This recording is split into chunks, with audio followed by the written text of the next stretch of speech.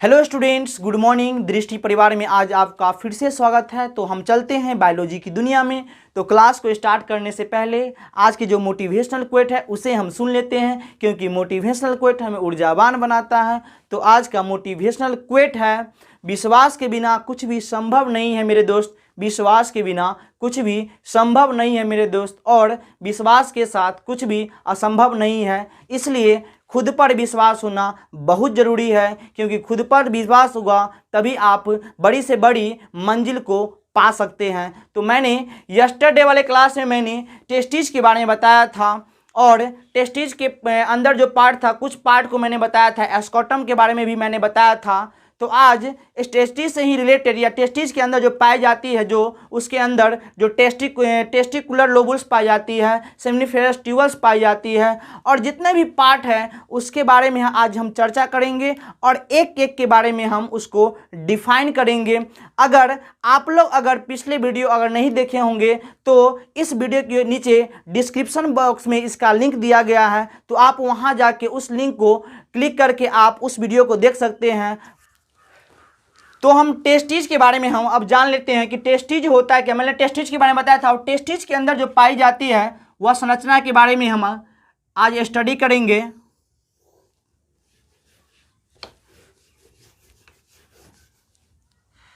तो आज हम टेस्टिज के अंदर जो पाई जाती, जो भी इसके अंदर पाई जाती है संरचना, उसके बारे में हम स्टडी करेंगे। तो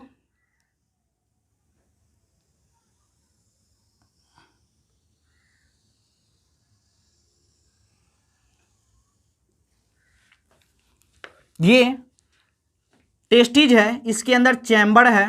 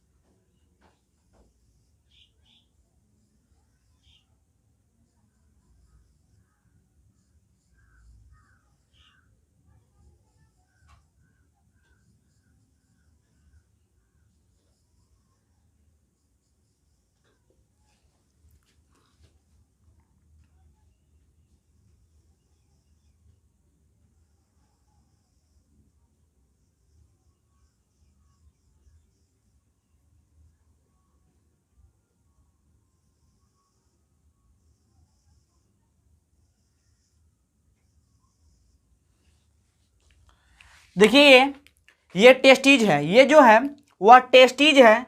तो ये टेस्टिज है डियर, ये टेस्टिज है। टेस्टिज के अंदर ही किसका निर्माण होता है? तो स्पर्म यानी कि शुक्राणु का निर्माण होता है। शुक्राणु का निर्माण होता है। टेस्टिज क्या है? तो यह प्राइमरी सेक्स ऑर्गन है। प्राइमरी सेक्स ऑर्गन है, ठीक है, प्राइमरी सेक्स ऑर्गन है। स्पर्म की बात किया जाए तो यह जो मेल गैमिट है, मेल गैमिट यानी कि नरयुग्मक है, ठीक है। टेस्टिज क्या है? तो यह प्राइमरी सेक्स ऑर्गन है, यानी कि नर का प्राथमिक जनन अंग है। प्राथमिक जनन अंग, सेक्स ऑर्गन या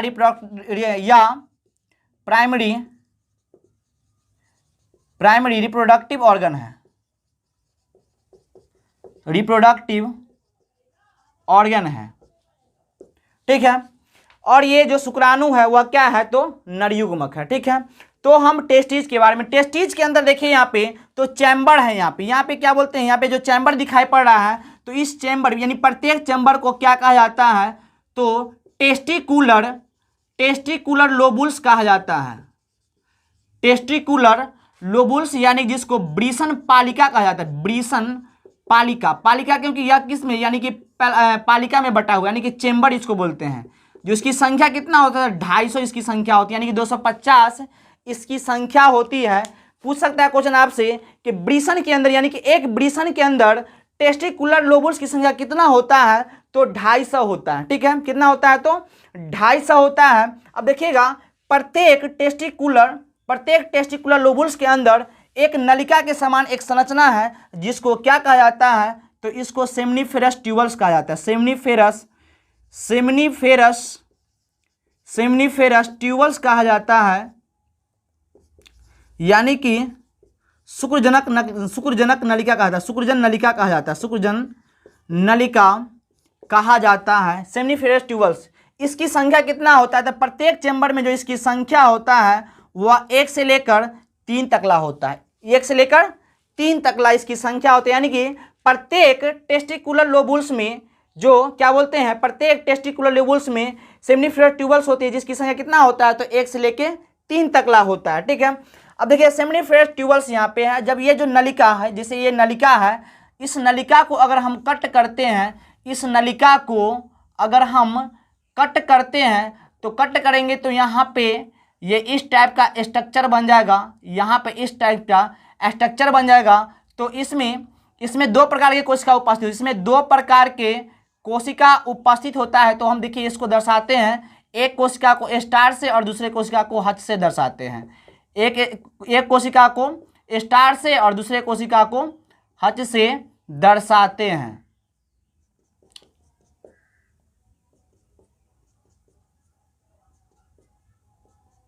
यानी कि इसमें 2 प्रकार की कोशिका, यानी कि इसके अंदर सेमनीफेरस ट्यूबल्स के अंदर 2 प्रकार की कोशिका उपस्थित होता है। तो एक को हम यहाँ पे देखिए, यहाँ पे से जो नलिका को कट कर दिए हैं, नलिका को जब कट किए हैं तो यहाँ पे देखिए इस नलिका के अंदर 2 प्रकार की कोशिका उपस्थित होता है। एक को हम स्टार से दर्शाते हैं, दूसरे को हच से। तो यानी कि एक कोशिका को क्या कहा जाता है, तो यानी कि एस्पर्मेटोगोनिया,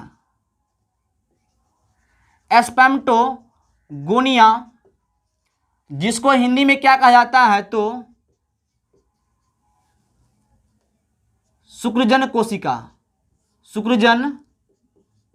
कोशिका, और इसी को क्या कहा जाता है,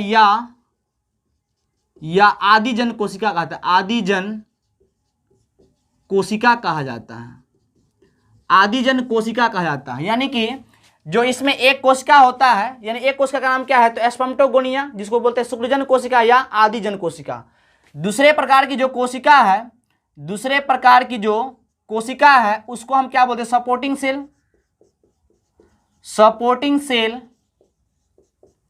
या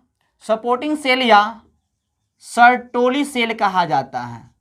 यानी कि सहायक कोशिका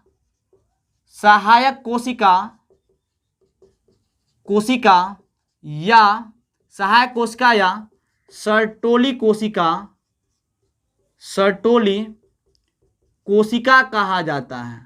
सर्टोली कोशिका कहा जाता है। यानी कि सेमनीफेरस ट्यूबल्स के अंदर 2 प्रकार की कोशिका उपस्थित होता है।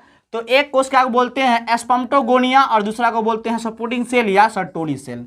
अब सर्टोली सेल का खोज किस वैज्ञानिक ने किया था, तो सर्टोली सेल का खोज इनरिको सर्टोली नामक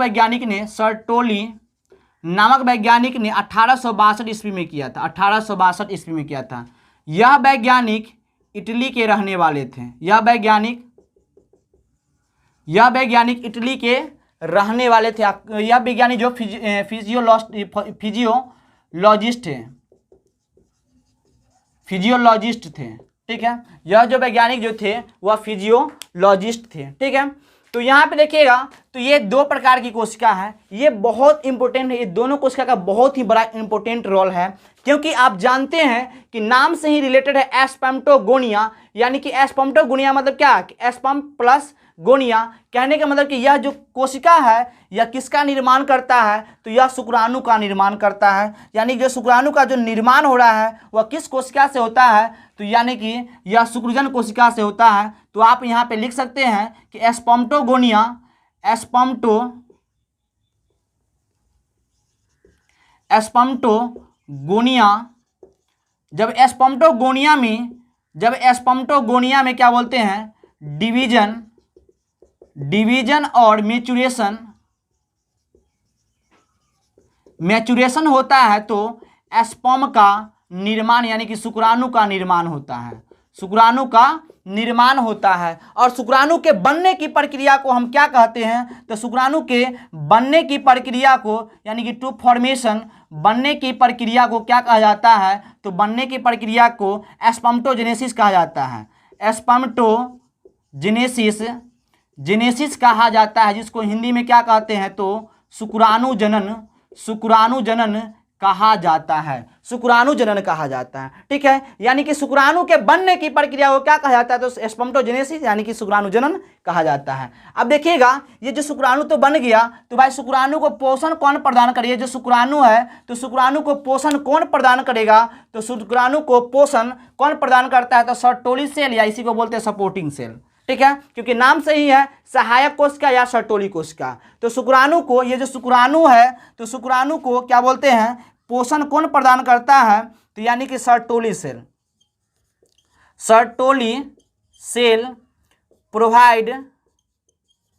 provide nutrition in form of fructose. यानी कि यहाँ पे जो सर्टोली सेल है वह फ्रक्टोज के रूप में इसको क्या बोलते हैं, यानी पोषण प्रदान करता है, फ्रक्टोज के रूप में इसको पोषण प्रदान करता है। तो फ्रक्टोज होता है क्या, फ्रक्टोज एक कार्बोहाइड्रेट है, फ्रक्टोज को फल शर्करा भी कहा जाता है, फ्रक्टोज क्या है, तो फ्रक्टोज एक कार्बोहाइड्रेट है। तो फ्रक्टोज को क्या कहा जाता है, तो फ्रक्टोज को फल शर्करा के नाम से भी जाना जाता है। ठीक है, अब देखिएगा यहाँ पे जो फ्रक्टोज है वह क्या बोलते हैं, यानी कि स्पर्म है, उसको क्या बोलते हैं, यानी कि न्यूट्रिशन के रूप में क्या होता है, इसको प्रदान होता है। ठीक है, पूछेगा क्वेश्चन कि शुक्राणु को न्यूट्रिशन कौन प्रदान करता है, तो सर्टोली कोशिका करता है, किसके रूप में, तो यानी फ्रक्टोज के रूप में, यानी कि फल शर्करा के रूप में क्या करता है इसको, यानी कि क्या बोलते हैं, न्यूट्रिशन प्रदान करता है। ठीक है, तो मैंने इतना बात जान लिया। अब देखिएगा, अब इसमें देखिएगा क्या बोलते हैं, तो ये जो दो कोशिका है, ये दो कोशिका के अलावा भी एक विशेष प्रकार की कोशिका उपस्थित होता है इसमें। यानी कि इसमें खाली जगह पे, जो यहाँ पे खाली जो जगह है, इसमें एक विशेष प्रकार की कोशिका उपस्थित होता है। तो इस कोशिका को क्या कहा जाता है, तो लीडिंग सेल कहा जाता है, लीडिंग सेल कहा जाता है, यानी कि लीडिंग सेल कहा जाता है, लीडिंग कोशिका कहा जाता है, या लीडिंग कोशिका को ही इंटरस्टेटियल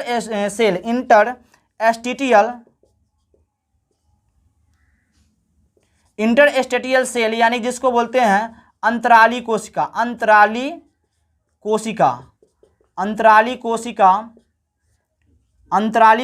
जाता है। देखिएगा यहाँ पे, यानी कि ये दोनों कोशिका के अलावा, यानी कि क्या बोलते हैं, सेमनीफेरस ट्यूबल्स में दो कोशिका यानी कि शुक्रजन कोशिका एवं सर्टोली कोशिका के अलावा एक विशेष प्रकार की कोशिका उपस्थित होता है, जिसे लीडिंग कोशिका या अंतराली कोशिका कहा जाता है। देखिएगा, यह लीडिंग कोशिका का खोज किसने किया था, तो लीडिंग कोशिका का खोज वॉन लीडिंग नामक वैज्ञानिक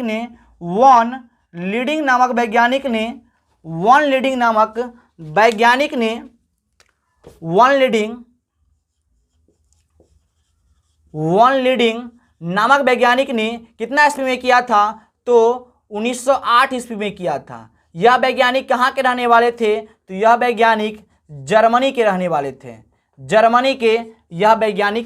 वाले थे, अब देखिएगा, इस कोशिका का भी बहुत बड़ा योगदान है, क्योंकि ये जो यह कोशिका है, यह कोशिका क्या करता है, तो यह कोशिका ये क्या करते हैं, यानी कि मेल सेक्स हार्मोन को रिलीज करता है, मेल सेक्स हार्मोन को क्या करता है, यानी कि रिलीज करता है।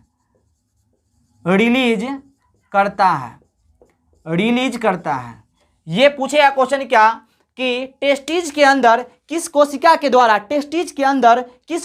द्वारा मेल सेक्स हार्मोन रिलीज होता है, तो क्या बताइएगा, लीडिंग सेल या इंटरस्टेटियल सेल यानी कि अंतराली कोशिका कहा जाता है। देखिएगा ये मेल सेक्स हार्मोन है, ये मेल सेक्स हार्मोन कौन कौन है, तो मेल सेक्स हार्मोन की बात किया जाए, तो मेल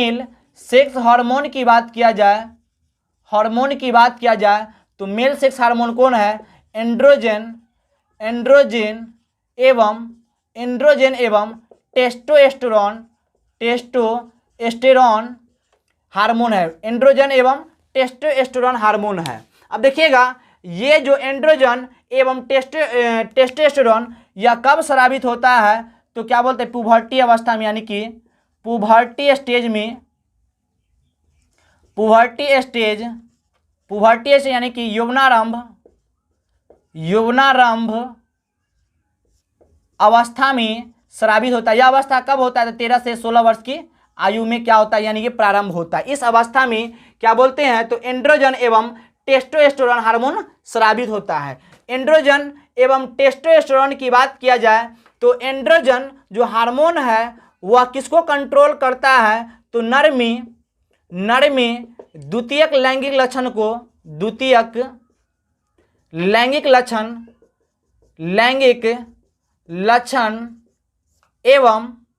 लक्षण एवं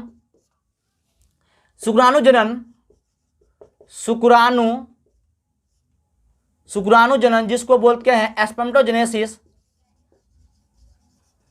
एस्पर्मेटोजेनेसिस को नियंत्रित करता है। क्वेश्चन पूछ सकता है कि द्वितीय लैंगिक लक्षण को कौन नियंत्रित करता है, तो क्या बताइएगा, तो एंड्रोजन हार्मोन। क्या बताइएगा, मेल सेक्स हार्मोन का नाम क्या है, तो एंड्रोजन या टेस्टोस्टेरोन नामक हार्मोन क्या बोलते हैं, यानी कि द्वितीय लैंगिक लक्षण एवं क्या बोलते हैं, शुक्राणुजनन को क्या करता है, या नियंत्रित करता है। ठीक है, तो मैंने ये सारे पार्ट के मैंने बता दिया और मुझे बताना है। देखिए पहले हम बता चुके थे कि क्या बोलते हैं, ये जो टेस्टिज है, टेस्टिज का आकार अंडाकार होता है। मैंने बताया था पिछली वीडियो में, टेस्टिज का जो लंबाई कितना होता है, तो 4 से 5 सेंटीमीटर इसकी लंबाई होती है। इसकी चौड़ाई की बात किया जाए तो इसकी चौड़ाई जो होती है वह 2 से 3 सेंटीमीटर होती है। ठीक है, और इसका जो वजन यानी कि इसका जो वेट होता है वह लगभग 12 ग्राम होता है। तो मैंने बता दिया था यह किस रंग के होते हैं, तो यह हल्के गुलाबी रंग के होते हैं। तो मैंने पिछले वीडियो में इस सब के बारे में बताया था। अब देखिएगा यहाँ पे ये जो कोशिका है, ये जो नलिका है,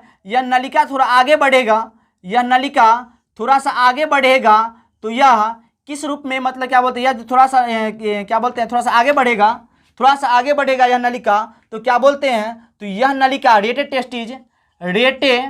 टेस्टिज के रूप में, रेटेड टेस्टिज जिसको क्या बोलते हैं, ब्रीसन जालिका के रूप में क्या होता है, यह विकसित होता है। ब्रीसन जालिका के रूप में क्या होता है, यह विकसित होता है। जब यह नलिका आगे की ओर जब बढ़ता है, इसको हम मिटा देते हैं यहाँ से। जब यह नलिका आगे की ओर बढ़ता है, जब यह नलिका आगे की ओर बढ़ता है, जब यह नलिका बढ़ता है तो किसमें खुलता है, तो भाषा इफ्रेंटिया के रूप में यह क्या होता है, खुलता है, जिसको क्या बोलते हैं, शुक्रवाहिकाएं बोला जाता है, शुक्रवाहिकाएं बोला जाता है इसको, या कहा जाता है शुक्रवाहिकाएं। जब यह नलिका आगे बढ़कर कुंडलीनुमा संरचना के रूप में विकसित होता है, तो इसको क्या बोलते हैं, तो इसको बोलते हैं इपीडायडाइमिस। क्या बोलते हैं इसको, इपीडायडाइमिस, जिसको क्या कहते हैं हिंदी में अधिवृषण कहा जाता है। और यह जब नलिका थोड़ा सा आगे बढ़ता है तो किस रूप में खुलता है, तो यह इसको बोलते हैं वास डिफरेंस, जिसको क्या कहते हैं हिंदी में शुक्रवाहिका कहा जाता है। और यह थोड़ा सा आगे बढ़ेगा तो किस में, यानी कि यह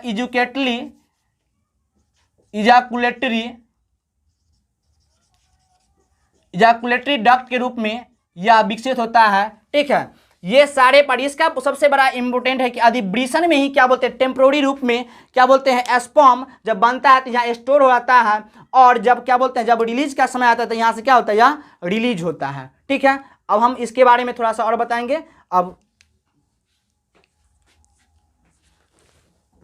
तो मैंने बताया था कि क्या बोलते हैं, ये टेस्टीज है।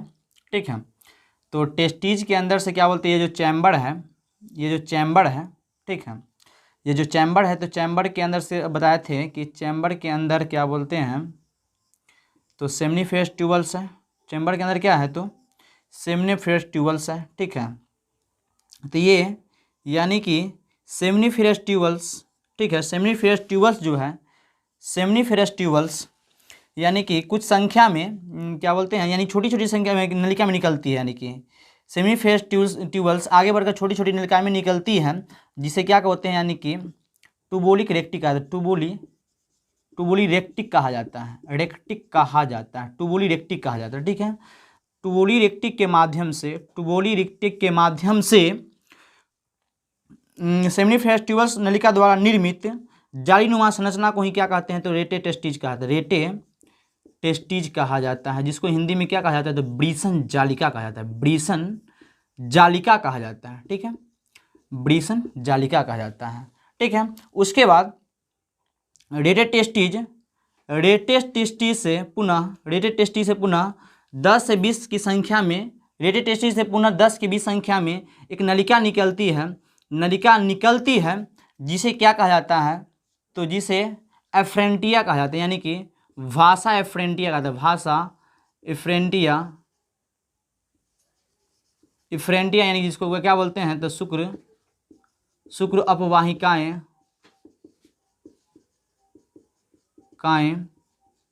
या शुक्रवाहिका कहा जाता है, शुक्रवाहिका कहा जाता है। ठीक है, और यह शुक्रवाहिका यानी कि शुक्रवाहिका क्या है ना, कि शुक्रवाहिका कुंडली नुमा संरचना के रूप में क्या होता है, विकसित होता है, जो घोड़े के नाल के समान दिखाई पड़ता है। ठीक है, घोड़े के नाल की तरह क्या बोलते हैं, समान दिखाई पड़ता है, जिसे अधिवृषण, जिसको इपीडायडाइमिस कहा जाता है, इपीडायडाइमिस कहा जाता है, जिसको हिंदी में क्या बोलते हैं, अधिवृषण कहते हैं, अधिवृषण कहा जाता है, अधिवृषण कहा जाता है। ठीक है, 6 मीटर होती है। अधिवृषण की जो लंबाई होती है वह लगभग कितना मीटर का होता है, तो लगभग 6 मीटर का होता है। ठीक है, और ये सबसे बड़ा काम क्या है, तो अधिवृषण में ही क्या होता है, तो अधिवृषण में क्या बोलते हैं, यानी कि अस्थायी रूप से यानी कि टेम्पोररी, अस्थायी रूप से क्या बोलते हैं, यानी कि शुक्राणु संग्रहित रहता है, शुक्राणु संग्रहित रहता है, जिसको मतलब क्या बोलते हैं, टेम्पोररी अवस्था में। ठीक है, टेम्पोररी स्टेज में क्या बोलते हैं, स्पर्म स्टोर रहता है। ठीक है, यानी कि बताएं क्या कि इसे जो देखिए यहाँ पे फिर से बताते हैं, ये क्या है, तो ये चैम्बर है, इस चैम्बर को क्या बोलते हैं, तो टेस्टिकुलर लोबुल्स कहा जाता है, टेस्टिकुलर लोबुल, जिसको क्या बोलते हैं हिंदी में, तो ब्रीसन पालिका कहता है, ब्रीसन पालिका कहा जाता है। ठीक है, ब्रीसन पालिका के अंदर क्या बोलते हैं, यानी कि 1 से 3 की संख्या में क्या होता है, तो 1 से 3 की संख्या में क्या होता है, सेमनीफेरस ट्यूबल्स होता है, जिसको हिंदी में बोलते हैं शुक्रजनन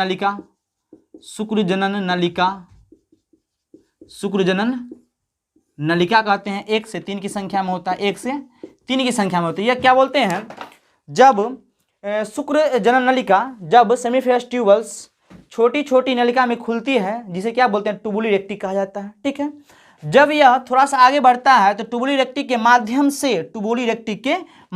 से शुक्र जनन नलिका द्वारा निर्मित जालीनुमा संरचना को ही क्या बोलते हैं, तो रेटेड टेस्टीज यानी कि ब्रीसन जालिका कहा जाता है। ठीक है, उसके बाद रेटेड टेस्टीज ब्रीसन जालिका से पुनः 10 से 20 की संख्या में, 10 की 20 संख्या में कितना, तो 10 से 20 की संख्या में नलिकाएं निकलती है रेटेड टेस्टीज से, रेटेड टेस्टिज से पुनः 10 से 20 की संख्या में नलिका निकलती है, जिसे भाषा इफ्रेंटिया या शुक्र अववाहिकाएं या क्या बोलते हैं शुक्र अववाहिका कहा जाता है। ठीक है, उसके बाद सभी शुक्रवाहिका आपस में मिलकर एक कुंडली नुमा संरचना का निर्माण करता है। सभी शुक्रवाहिका आपस में मिलकर कुंडली नुमा संरचना का निर्माण होता है। अधिक कुंडलित होने के कारण यह क्या बोलते हैं घोड़े के नाल के समान दिखाई पड़ता है, जिसे अधिवृषण, जिसको इपिडाइडमिस कहा जाता है। ठीक है, इसका जो लंबाई लगभग कितना होता है, 6 मीटर होता है। ठीक है, सबसे बड़ा काम क्या है इपिडाइडमिस का, तो इसमें क्या होता है, टेम्पोररी अवस्था में स्पर्म संचित रहता है और इसी में क्या होता है, मैच्योरेशन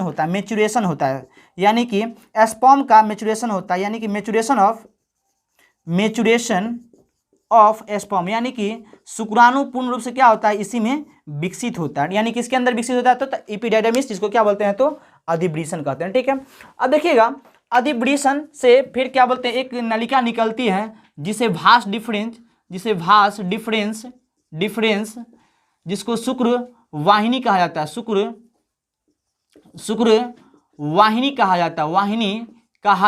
वाहिनी कहा जाता है। ठीक है, ये शुक्र वाहिनी क्या होता है, तो क्या बोलते हैं जो ये नलिका है, तो क्या बोलते हैं यहाँ से जब क्या बोलते हैं, यानी कि रिलीज होता है यहाँ से जो क्या बोलते हैं स्पर्म, जो इसके अंदर जो स्पर्म है, इसके अंदर जो क्या बोलते हैं स्पर्म है। ठीक है, इसके अंदर जो स्पर्म है वह रिलीज होता है, वह क्या होता है, तो रिलीज होता है, तो भास डिफरेंस के माध्यम से क्या होता है, यानी कि रिलीज होता है। ठीक है, तो हम अब आगे बढ़ते हैं। ठीक है, तो अब हम बताते हैं इसके बारे में।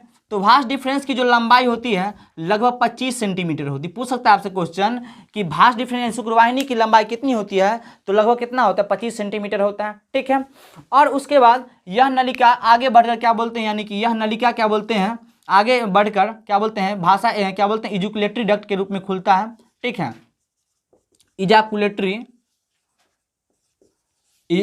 डक्ट के रूप में खुलता है। ठीक है, और आगे बढ़कर या क्या बोलते हैं, यानी मूत्र मार्ग में खुलता है। ठीक है, अब देखिएगा क्या बोलते हैं, यानी कि वृषण में क्या बोलते हैं, मेल में क्या बोलते हैं, यानी कि एक ही नलिका के द्वारा क्या होता है, यानी कि यूरिन भी बाहर निकलता है और शुक्राणु भी बाहर निकलता है।